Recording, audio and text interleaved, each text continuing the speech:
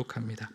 그들이 예루살렘에 가까이 가서 감람산 벳박에 이르렀을 때에 예수께서 두 제자를 보내시며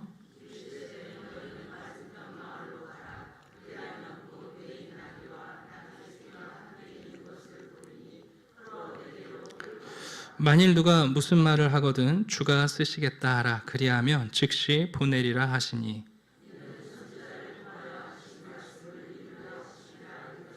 시온의 딸에게 이르시기를 내 왕이 내게 임하나니 그는 겸손하여 낙이 곧 멍에 매는 짐승의 새끼를 탔도다 하라 하였느니라. 나귀와 나귀 새끼를 끌고 와서 자기들의 겉옷을 그 위에 얹음에 예수께서 그 위에 타시니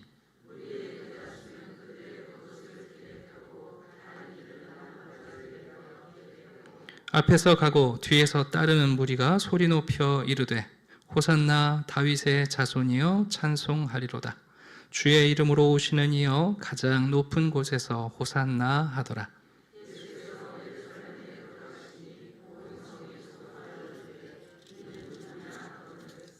무리가 이르되 갈릴리 나사렛에서 나온 선지자 예수라 하니라.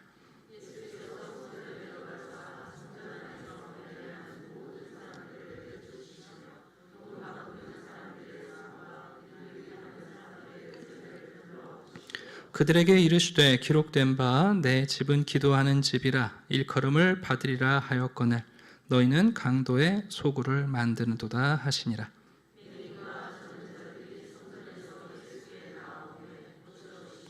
대제사장들과 서기관들이 예수께서 하시는 이상한 일과 또 성전에서 소리질러 호산나 다윗의 자손이 하는 어린이들을 보고 노하여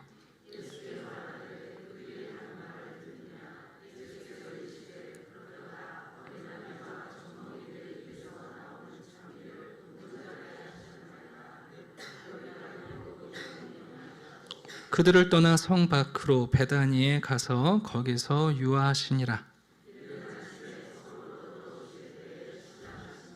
길가에서 한 무화과 나무를 보시고 그리로 가사 잎사귀밖에 아무것도 찾지 못하시고 나무에게 이르시되 이제부터 영원토록 내가 열매를 맺지 못하리라 하시니 무화과 나무가 곧 마른지라.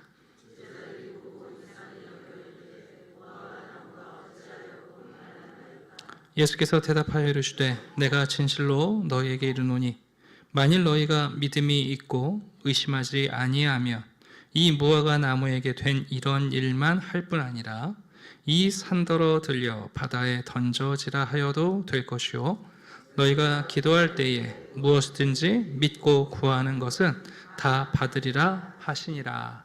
아멘.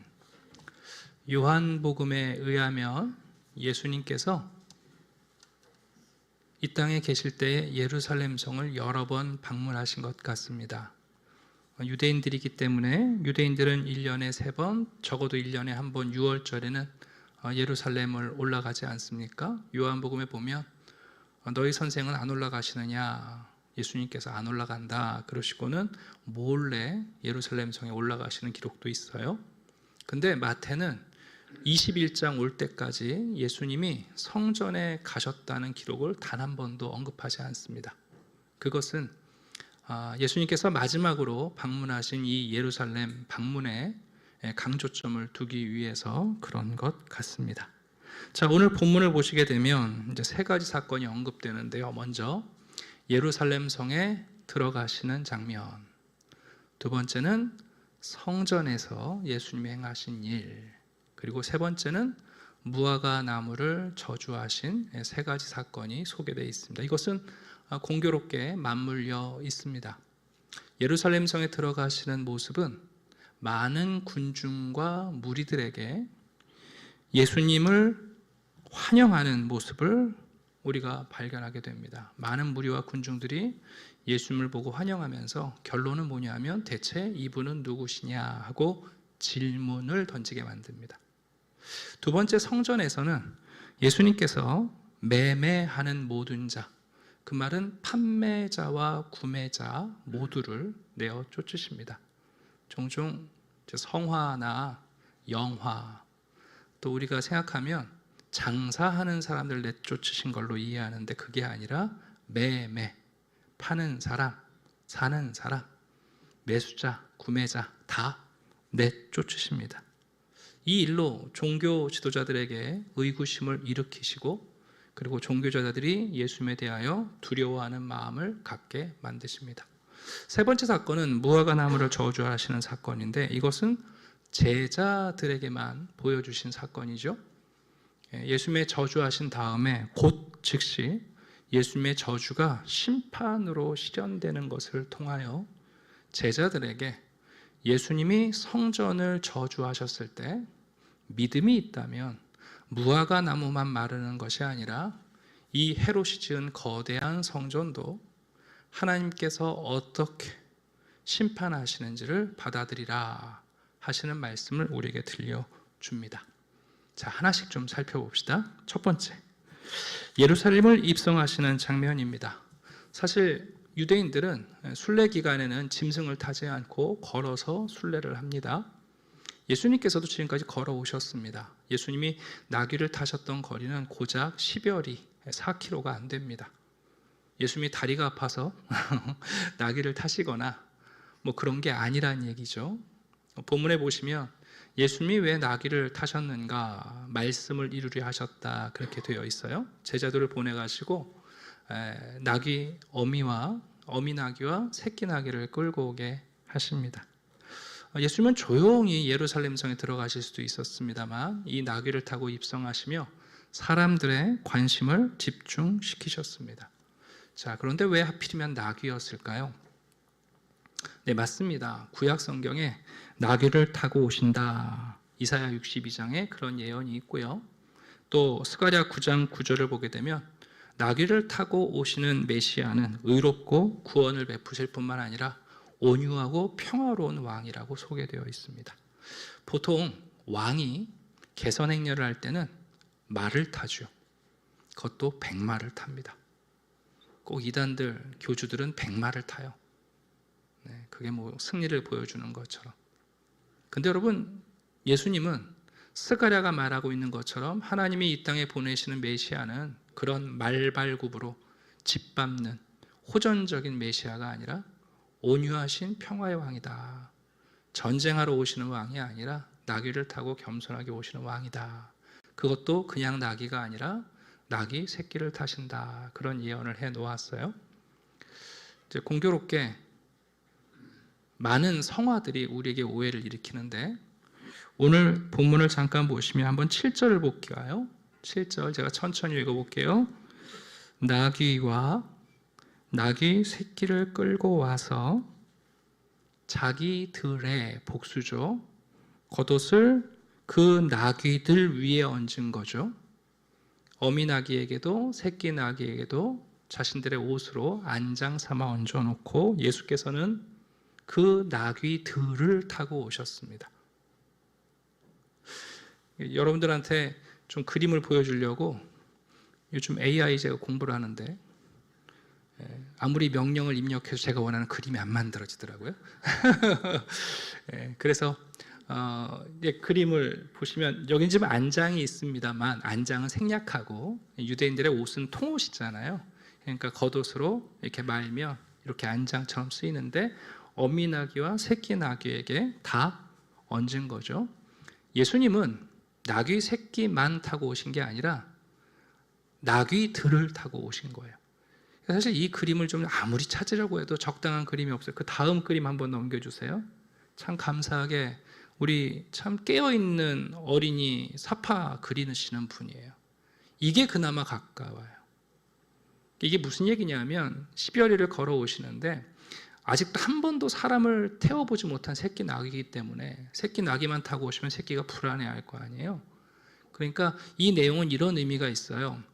어미 나귀도 탔다가 새끼 나귀도 탔다가, 그런 의미도 있고, 아니면 새끼 나귀를 타시고 어미 나귀를 의지해서 오시는 그림일 수도 있고, 아니면 두 마리를 붙여가지고 어미 나귀의 엉덩이를 얹으시고 한쪽 다리를 새끼 나귀에 얹으셨는지도 몰라요. 근데 제가 왜 이렇게 자세히 설명하는 줄 아세요? 이제 그림은 생략하셔도 됩니다. 왜 제가 자세히 설명하냐 하면 우리가 가지고 있는 생각은 예수님이 나귀를 타셨다고 말하지만 승리하는 개선 장군의 이미지를 끝까지 지우지 못하는 거예요. 그래서 대부분의 많은 성화들을 보면 나귀 새끼를 타고 오셨다고 했는데도 나귀 새끼가 늠름해요. 하나도 안 힘들어해요. 네. 정말 예수님은 겸손하게 온유하게 나귀 새끼 한 번도 사람을 태우지 못해도 불안해하고 그 많은 군중 사이를 지나가기 무서워하는 그 새끼를 어미를 앞세워서 어미와 나귀와 의지해서 겨우겨우 타고 오시는 그림이에요. 근데 우리는 그래도 예수님이 왕으로 오셨는데, 그리고는 어떤 그림은 나귀를 또 백색으로 그려놔요.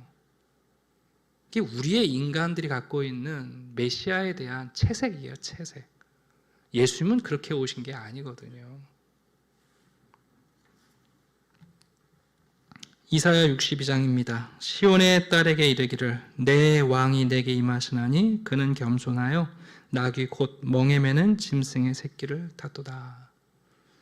우리가 예수 그리스도를 나의 구주로 믿습니다. 그래도 나의 구주이신데 우리가 상상하고 우리가 기대하는 구주의 모습을 자꾸만 예수님에게 입힙니다. 네. 그게 참 우리가 어려운 거예요. 안 지워져요, 안 지워져요. 네.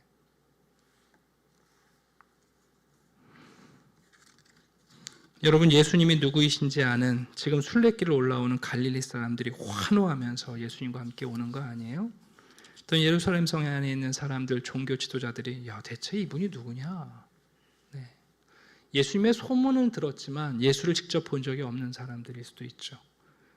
예수님의 그런 모습을 보고 유월절 여러분 걸어오는 행군과 함께 오는 게 아니라 나귀 새끼를 타고 오시는 그분을 보고 또 사람들이 환호하는 모습을 보고 사람들이 질문합니다. 대체 이분이 누구냐? 여기 보면 사람들이 소동했다 그런 표현이 있죠. 우리가 마태복음 시작할 때 이 단어 언제 봤냐면 헤롯 대왕이 예루살렘 성에 와서 유대의 왕으로 나시니가 어디 있습니까? 그 소리를 듣고 여러분 온 성이 소동했다는 기록이 있어요. 예수님께서 왕으로 오셨습니다. 그러나 너무 겸손하고 온유한 왕으로 오셨을 때 대체 이분은 누구냐? 사람들이 소동합니다. 그때 무리가 답변하죠. 아마 갈릴리에서 온 사람들이었을 거예요. 갈릴리 나사렛에서 나온 선지자 예수다. 네, 그럼 이분은 과연 단순한 선지자인가? 어떤 선지자인가?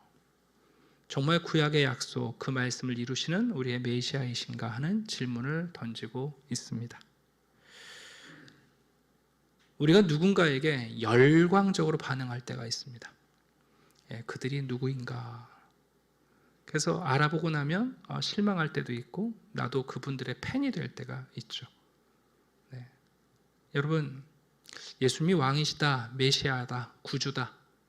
여러분 거기에 열광할 것이 아니라 우리는 그분이 행하시는 일들, 그분이 하시는 말씀, 예수님이 보여주시는 행동 하나하나를 보면서 정말 예수님은 어떤 분이신가, 어떤 메시아이신가, 어떤 구주이신가, 어떤 사람의 아들이신가. 여러분 우리가 예수님에게 질문을 던지며 예수님을 있는 그대로 보는 것이 진짜 중요합니다. 그게 예수님이 우리의 마음에 찾아오시는 방식입니다.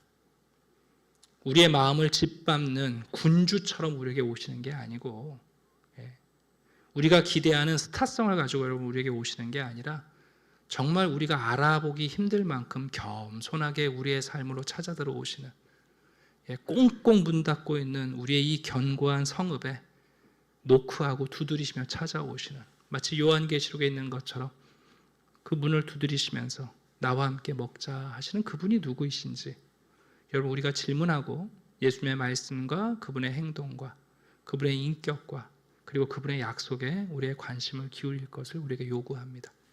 자, 이제 두 번째 사건인데요. 여러분들이 12절부터 22절을 매우 오해하시는 이유는 사실 여러분의 잘못이 아니에요. 여러분의 성경책에도 12절부터 17절까지의 내용 위에 파란색이나 빨간색으로 뭐라고 요약되어 있어요? 네? 성전은 어떻게 해요? 본문에 예수님이 빗자루 들고 진공청소기 들고 청소하시는 장면이 있어요? 없어요? 그래서 우리가 성경을 늘 오해하는 거예요. 여러분 잘못이 아니에요. 여러분, 이 본문은 성전을 깨끗게 하시는 성전 정화가 아니라 성전을 저주하시고 성전을 심판하시는 장면이에요. 근데 왜 이 본문에 성전 정화, 성전을 깨끗게 하심이라는 제목이 붙었는가? 그것은 중세의 배경 때문에 그래요. 여러분, 중세에는 거대한 성당을 짓고 거대한 성전이라는 예배당을 건축한 일에 몰두됐던 시대입니다. 레마르크 같은 작가들의 그림을 보면 예수님께서 성전을 매매하는 자들 쫓는 아주 난폭한 그림들이 있습니다. 사실 거기에는 선지자적 메시지가 있거든요. 중세 때 여러분, 암흑시대 정말 신부들이 복음을 모르고 교황 중심의 온갖 미신이 난무했던 시대, 정말 이게 성전이 아니다, 이게 하나님의 집이 아니다라고 외치고 싶지만 여러분, 교회 교권이 그걸 놔뒀겠습니까? 그래서 성전을 심판하심, 성전을 저주하심, 제목을 붙일 수가 없는 거예요. 그래서 겨우 붙인 게 뭐예요? 성전 정화. 이제 그 정도는 봐줄만 하잖아요. 예? 예배당을 부정하고 성당을 부정하는 게 아니잖아요. 저 유럽에 가시면 여러분, 거대한 성당들 부정하는 게 아니라 정화 정도는 봐줄 수 있어서 그림 이름이 성전을 심판하시는 예수님이 아니라 성전을 정화하시는 예수님 붙여놓은 거예요. 그게 지금까지 우리를 설득해서 이 본문을 고작 예수님이 성전을 정화, 깨끗게 하시는 것으로 보게 만든 거예요. 여러분, 오늘 본문은요, 예수님이 성전을 정화하시는 게 아니에요. 청소하고 계시지 않아요. 성전을 예수님이 뭐라고 평가하셨어요? 도적의 소굴이요. 여러분, 도적의 소굴을 발견하면 어떻게 하셔야 됩니까? 예, 특공대 보내서 진압해야죠. 여러분, 도적의 소굴을 발견하면 어떻게 하셔야 됩니까? 불태워야죠. 도적의 소굴을 여러분 청소한 다음에 거기다 반도체 공장 지을 수 있습니까? 거기다 수술실 만들 수 있어요? 예수님께서 성전에 들어가셔서 이방인의 뜰에 있는 온갖 물건들이죠. 재물, 그리고 성전세를 내야 하는 사람들에게 환전하는 환전상들이 있었습니다. 예수님께서는 매매하는 자들, 파는 자들과 사는 자들을 다 내쫓으십니다. 이것은 당시 성전에 모든 권세를 가지고 있었던, 권한을 가지고 있었던 대제사장을 부정하시는 일이죠. 사실 여러분, 이 일은 나쁜 일은 아니란 말이에요. 여러분, 공항 나가시면 해외 출국하실 때 우리나라도 사전 출국 심사 제도가 있잖아요. 공항 가가지고 바쁜데 거기 뭐 수속하고 짐 확인하고, 그러기 전에 그냥 여기서 가까운 동네에서 짐 수화물 다 확인해서 실어놓고 편안하게 가는 거잖아요, 여러분. 우리 식으로 말하면 사전 심사 제도예요. 그러니까 미리 대제사장들이 공인한 짐승들 살 수 있게 해주고, 뭐 미리 동전 바꿀 필요 없이 어느 형상이 새겨진 동전을 가져오든지 간에 형상 없는 동전을 바꿔주는 거죠. 얼마나 편한 제도예요, 여러분. 편리한 제도잖아요. 그 대제사장이 그것을 공인해주고 인정해준 거예요.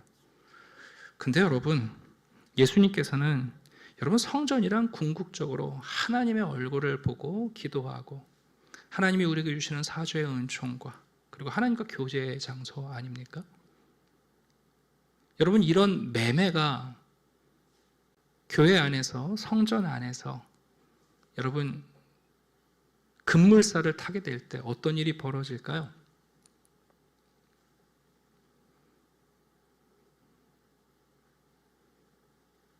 여러분, 이런 매매가, 상업주의가 신앙 공동체 안에서 급물살을 타게 되면 어떤 일이 벌어질 것 같으세요? 물건을 살 수 없는 사람들, 살 필요가 없는 사람들은 더 이상 성전에서 존중받지 못합니다. 그런 생각 해보셨어요? 단순히 교회 안에서 장사를 하고 이익을 남기는 것 때문이 아니라 여러분, 모든 일을 받으시는 하나님의 집, 그 집에 상업이라는 것이, 매매라는 것이 정착되는 순간 물건을 구매하지 못하고 구매할 필요가 없는 사람들은 더 이상 그 집의 효용 가치가 없어지는 거예요. 그 사람들이 누굽니까? 바로 14절이죠. 맹인과 저는 자들입니다. 여러분, 맹인과 저는 자들은 성전에 가까이 할 수 없죠. 그 사람들은 성전에서 받아주지 않기 때문에 성전에 들어갈 때 인두세, 출입세, 굳이 동전을 환전할 필요가 있어요? 없어요? 못 들어가니까? 네, 필요가 없는 거예요. 입장이 안 되는 사람들이기 때문에 환전할 필요가 없는 사람들이에요. 이 사람들은 총회에 들어오기를 거절받았기 때문에 재물이 필요 없는 사람들이에요. 여러분 한번 잘 생각해 보세요. 교회 안에서 매매가 성행할 때에 예외가 되는 사람들은 더 이상 교회 안에서 의미 없는 사람들이 돼요. 여러분, 이 본문을 대할 때마다 우리 매우 진지하게 생각하셔야 돼요. 교회 안에서 장로, 권사, 안수 집사가 될 때 임직 헌금을 냅니다. 아니라고 말하지만 성직 매매의 모습을 갖추고 있습니다. 전임자 목사가 은퇴할 때 얼마나 예우금을 받느냐, 들어오는 목사가 얼마나 투자하느냐. 여러분, 이런 매매가 신앙 공동체 안에서 자리 잡으면 더 이상 소비자도 아니고 판매자도 될 수 없는 사람들은 교회 안에 무의미한 사람들이 됩니다. 교회 안에서 가끔 다단계 판매를 구역장님들이나 교회 안에서 하는 경우가 있습니다. 그게 여러분 상업적으로 나쁘다는 얘기가 아닙니다. 정상적인 통신 판매 방식이니까. 그런데 여러분, 교회 안에서 그런 일들이 여러분 자리 잡을 때 그 물건들을 구매하지 못하거나 구매할 필요가 없는 사람들은 정중히 대접받기가 어렵다는 겁니다. 예수님이 하시는 말씀을 잘 들어보십시오. 도둑의 소굴은요, 어떤 사람들이 환영받는 줄 아십니까? 훔치는 기술이 있는 사람 기꺼이 찔러 죽일 수 있는 사람들, 그런 사람들이 여러분 들어오면 환영받습니다. 정보를 공유합니다. 함께 일을 도모합니다. 그러나 여러분, 그러지 못하는 사람들, 사람 한 번 때리지 보지도 못하는 사람들, 남의 거를 훔칠 수 없는 사람들, 그런 사람들이 여러분 도적의 소굴에 들어가면 누가 환영해 주겠습니까? 여러분, 이 본문은 예수님이 성전을 정화하시는 본문이 아닙니다. 예수님이 성전을 저주하시는 장면입니다. 예수님이 저주하셨기 때문에 아직도 헤롯의 성전은 견고합니다. 적어도 외관상 바뀐 게 아무것도 없습니다. 아마 다음 날 매매하는 사람들은 다시 성전을 채웠을 겁니다. 아무것도 바뀐 게 없을 겁니다. 그 무성한 입까지는 여전히 팔랑팔랑 거리고 있을 겁니다. 놀라운 사실은 여러분, 예수님께서 매매하는 자들을 내쫓지만 오히려 맹인과 저는 자들을 고쳐주십니다. 그들이 인두세를 냈기 때문이 아닙니다. 그들이 재물을 바쳤기 때문이 아니죠.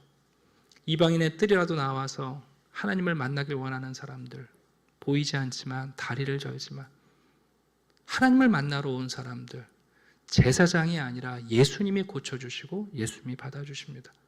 여러분, 이 모습을 보고 여러분 아이들이 어떻게 하는 줄 아세요? 호산나 불러요. 아이들이 보고, 야, 저분이 성전에서 야, 맹인 눈 뜨게 하신다, 저는 저를 걷게 하신다. 장사하는 사람들 보면서 엄마 아빠 돈 많이 버세요, 엄마 간식 사주세요, 이게 아니라 예수님이 맹인과 저는 자들을 여러분 고치시는 것을 보면서 아이들이 호산나를 불러요. 그랬더니 여러분, 종교 지도자들이 뭐라고 그래요? 저 입 좀 막아라. 저 입 좀 막아라. 예수님이 말씀하십니다. 어린아이와 젖먹이들의 찬양을 통해 하나님의 영광을 받으신다. 예수님은 어린 자, 작은 자, 지극히 작은 자의 목자가 되어서 그들을 받으실 뿐만 아니라 여러분, 어린이들이, 작은 자들이, 지극히 작은 자가 예수 그리스도를 구주로 받아들입니다. 그래야 그 다음 이야기가 이제 이해가 되는 겁니다. 제자들과 함께 여러분 예루살렘 성을 나갔다가 들어오실 때 무화과나무를 보게 되죠. 잎이 무성해요. 아마 눈에 띌 만큼 푸른 무화과나무였을 거예요. 예수님께서 가서 열매를 헤어 찾으시는데 있어요? 없어요? 없어요. 이런 나쁜 무화과 나무가 있나? 열매가 없으면 이파리라도 익지 않든가. 여러분, 이파리는 푸르르고 마치 열매가 있는 것처럼 잔뜩 속여놓고 열매가 하나도 없어요. 예수님이 어떻게 하셨어요? 저주하셨어요. 그랬더니 여러분, 즉시 말라요. 제자들이 깜짝 놀랐죠? 이거 어떻게 이런 일이 벌어지나. 자, 예수님이 답변하십니다. 만일 너희가 믿음이 있고 의심하지 아니하면 이 무화과 나무에게 된 이런 일만 할 뿐 아니라 이 산더러 성전산을 얘기하시는 거죠. 성전이 아니라 성전을 떠받치는 이 산이 통째로 바다에 던져진다. 바다는 심판을 얘기합니다. 하나님의 심판에 놓일 것을 너희들 믿게 될 거다. 마태복음 뒤에 보면 제자들은 여전히 성전에 여러분 감탄을 해요. 예수님이 얼마나 아름다운 성전입니까? 네. 사실 여러분, 헤롯 성전은 솔로몬 성전의 10배가 넘는 규모입니다. 네. 예수님이 뭐라고 하시는 거예요? 제자들에게 보여주시는 거예요. 무화과 나무가 나의 저주에 심판으로 응답받았다면 이 성전에 대해서 내가 저주를 했다. 도둑의 소굴이라고.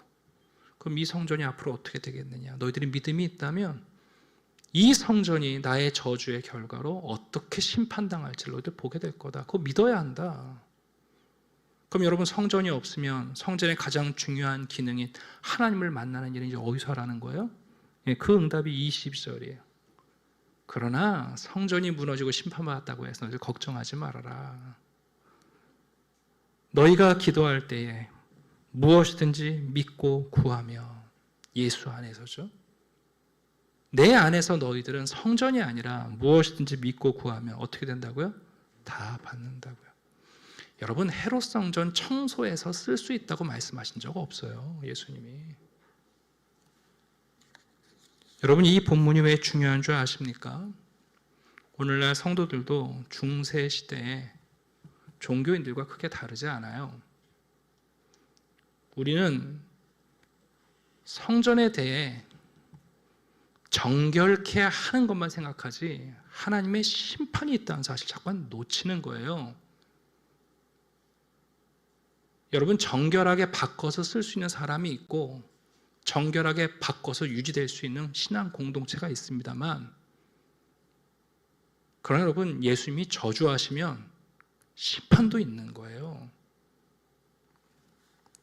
제가 주보에 오늘 지난주 국민일보 기사를 넣어드렸습니다.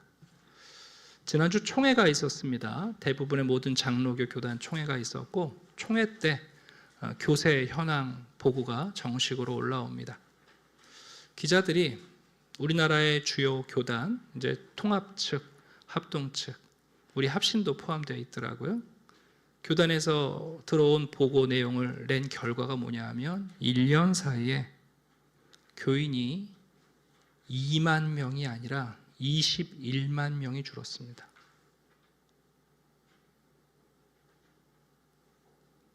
(21만 명이면) 한국교회가 자랑하는 10,000명대 대형교회 10개가 무너진 것과 같고, 과천 시민 인구의 4배가 영적 전사한 겁니다, 여러분. 이 규모가 얼마나 큰 규모냐 하면 코로나 당시에 3년 통계가 50만 명 감소가 3년 통계였습니다. 이제 1년 만에 21만 명, 우리 장로교단만 그러니까 아마 타교단까지 다 따지면 준 30만 명이 1년 사이에 우리 신앙인들이 사라져 버렸습니다. 여러분, 이게 청소해서 쓸만하다고요? 여러분, 이게 정말 청소하면 다시 사람들이 올 수 있다고요? 정말 그렇게 생각합니까?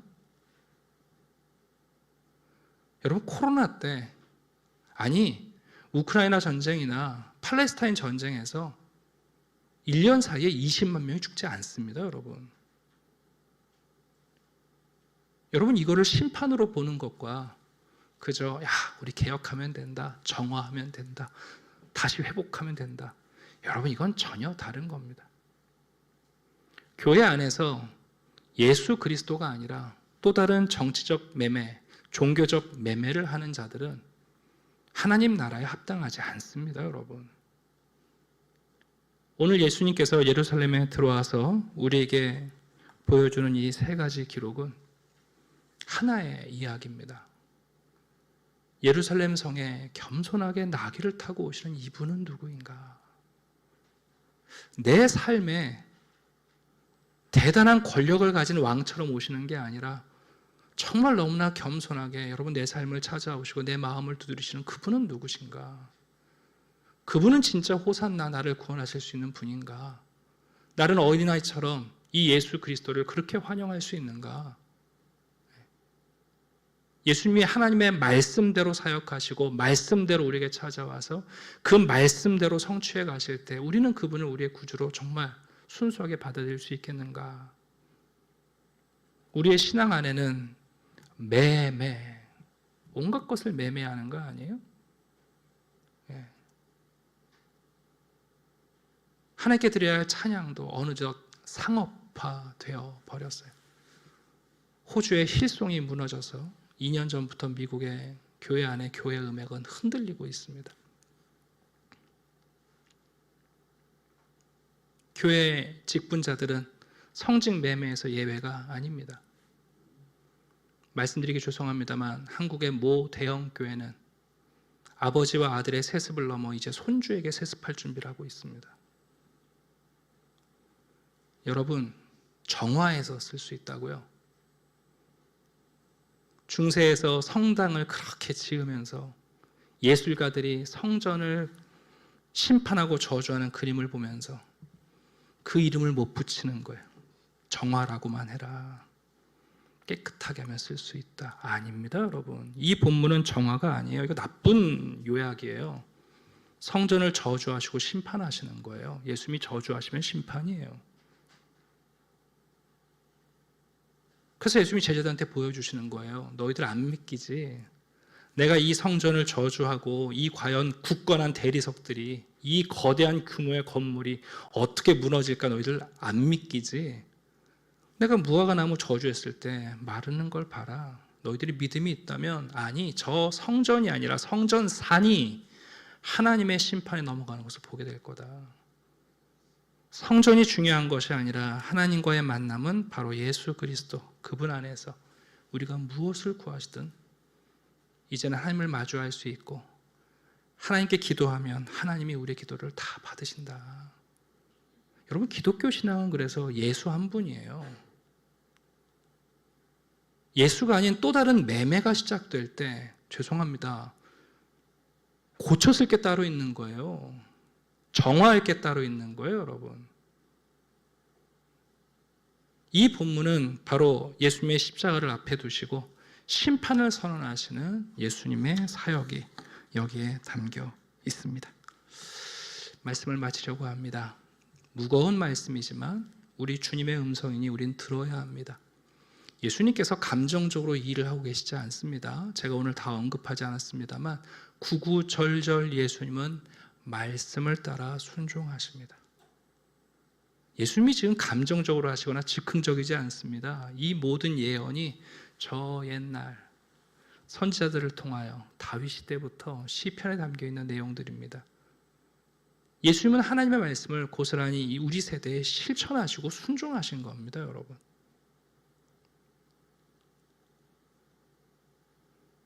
여러분 나의 구주 되시는 내가 호산나 찬양하는 예수 그리스도는 정말 누구이신가? 묻고 또 물어야 합니다.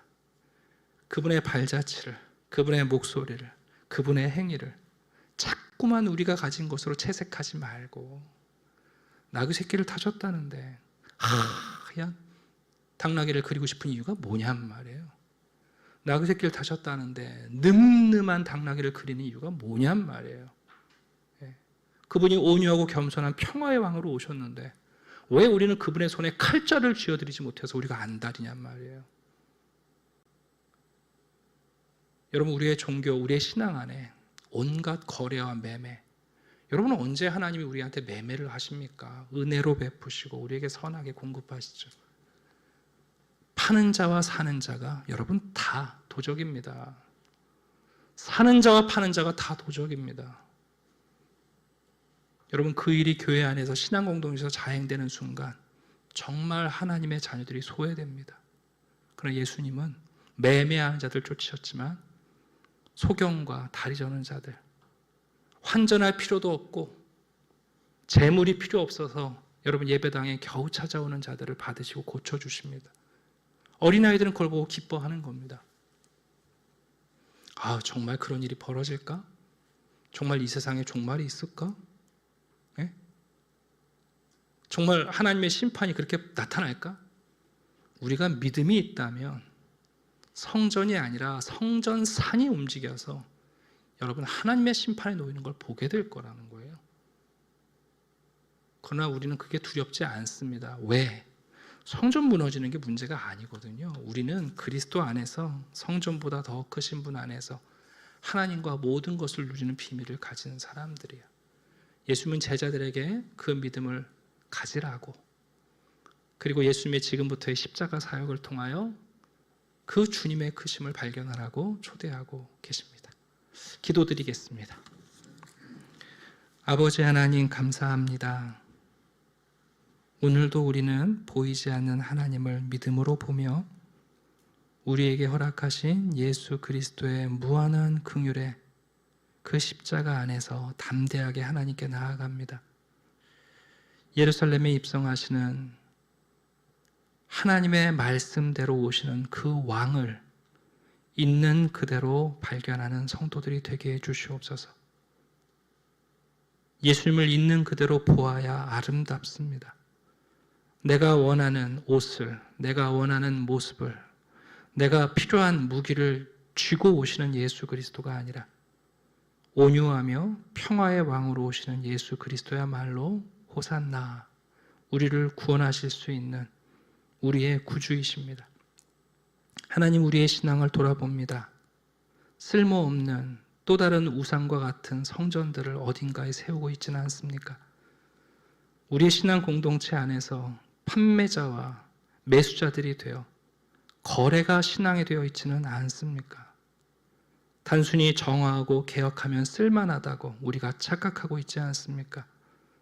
예수님께서 그 성전을 도적의 소굴이라고 저주하셨을 때 그 성전은 70년이 되기 전에 돌 위에 돌도 남아있지 않고 모두 무너지고 맙니다. 무화과 나무를 말라 죽게 하시는 예수님의 심판을 보며 놀라는 것이 아니라 우리에게 믿음을 주사 하나님의 심판이 이 땅 가운데 있음을 알게 하시고 모든 악인들 가운데 있음을 알게 하시고 우리는 그리스도 안에서 모든 것을 누리며 하나님의 모든 것을 받는 복된 성도들이 되게 해 주시옵소서. 오늘도 이 신앙 안에서 저희가 한자리에 모였습니다. 이 말씀을 주신 주님 영광을 받으시고 이 말씀을 하시는 주님 또 말씀대로 이루어지게 하여 주시옵소서. 감사드리며 예수 그리스도의 이름으로 기도드립니다. 아멘.